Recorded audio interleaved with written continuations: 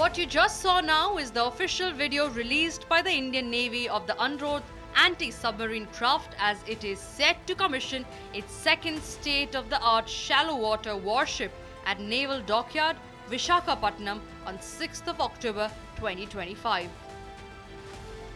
The commissioning ceremony will be presided over by Vice Admiral Rajesh, Flag Officer Commanding-in-Chief Eastern Naval Command, as the event will mark the formal induction of the second of the 16 ASW-SWC ships into the Indian Navy.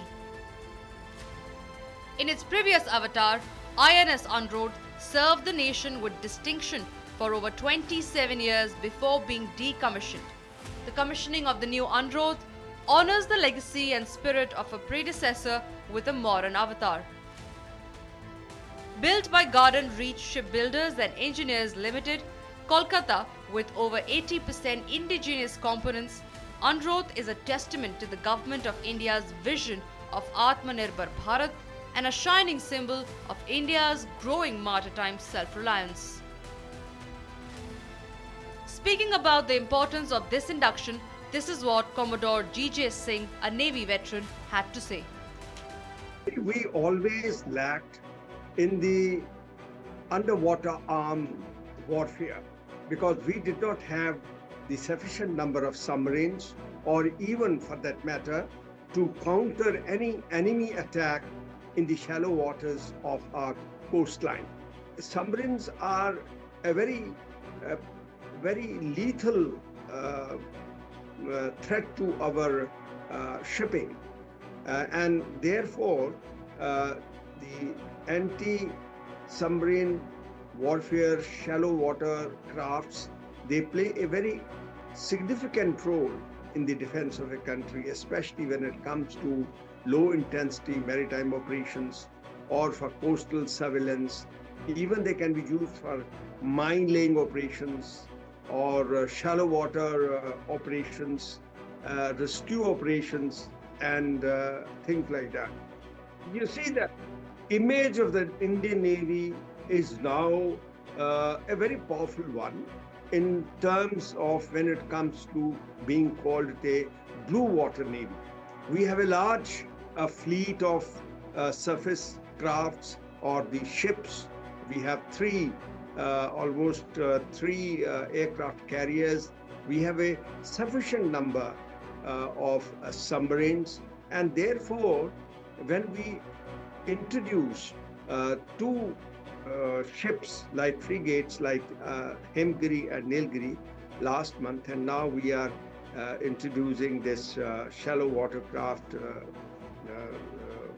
what is called the shallow watercraft anti-submarine warfare shallow watercraft. I think this shows how we are now advancing when it comes to our naval power. Not only that, I would say that it has enhanced the image of the Indian Navy when we add ships at such a frequency into our fleet worldwide. Vice Admiral Shekhar Sinha also highlighted the larger plan of the Navy to secure India's maritime boundary from any submarine threat. Well, this is a indigenously built, it's called corvette, but I think the performance is almost like a anti-submarine frigate. These are meant for shallow water operation. As you know, that any adversaries, diesel submarines will normally be lurking around in shallow waters, and therefore we need to strengthen our capability of finding the submarine in shallow waters. So this is an extremely good design, and the equipment are fairly modern, and I would think that about 90% it is indigenous. Even the engines are diesel engine which are made here in India, and that's a big thing. The sonar system is very advanced. Again, it is an indigenous sonar system built and developed by a naval officer who was also a scientist, and it has got fair amount of anti-submarine weapons to prosecute the submarine. So I think that this is a very good addition to our countermeasure against the submarines in shallow waters.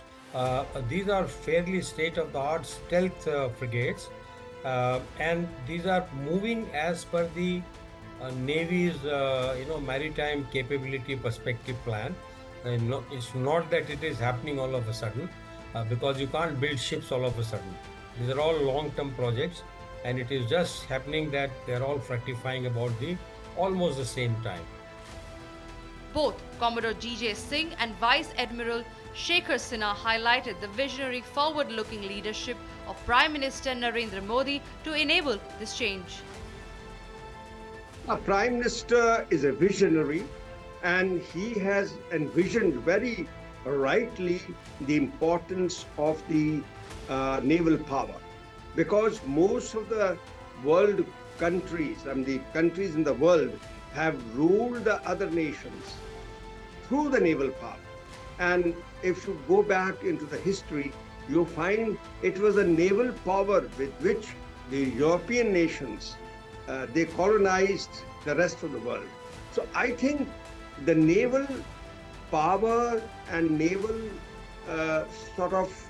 progress that is on the mind of our Prime Minister is a very great vision when it comes to uplifting country out of that image of poverty, image of a weak country. I think this is something which Prime Minister has envisioned very well. No other Prime Minister in our history has given so much of impetus to the Indian Navy as our present government and present Prime Minister is doing. Prime Minister Modi seems to be understanding the significance, the importance of the naval power. And that is why you find that the India's overall image has gone very high in the internationally or in the international communities. Well, let me tell your viewers that the Navy's Aatmanirbharta has commenced in 1960s. All our ships are built in India. The last of the two ships which are built in Russia, they have already arrived. And no more ships, including the aircraft carrier, are being built in India. So Navy is a very good example of Prime Minister Modi's Aatmanirbhar project. And now the rate at which the ships are being produced is increased. As I mentioned in your earlier question, that two shipyards are producing same ships, same class of ships. So now there will be more number of ships produced in the same time. So I think that as far as Aatmanirbharta is concerned, Navy is way ahead of other two services because we started very early. And from the time the Prime Minister has given a push, it has become even further. And you will see that once the Sagarmala project fructifies, you will find that even the other parts of maritime power, which means that the merchant ships and tankers and shipyards and the hinterland connectivity, all that is improving at a very rapid rate, and the result will be seen in next 3-4 years. As the Indian Navy commissions India's second state-of-the-art anti-submarine warfare craft, Androth, one must also look at Navy's expansion plans. India has set a target of expanding naval strength to over 200 warships and submarines by the year 2035, with the possibility of reaching 230 by the year 2037. This expansion is very much needed to affirm India's role as the net security provider in the Indian Ocean region and to protect its 11,098-kilometer long coastline. As India welcomes the commissioning of Androth, India's posturing as the primary blue water navy in the Indian Ocean is only getting stealthier and punchier.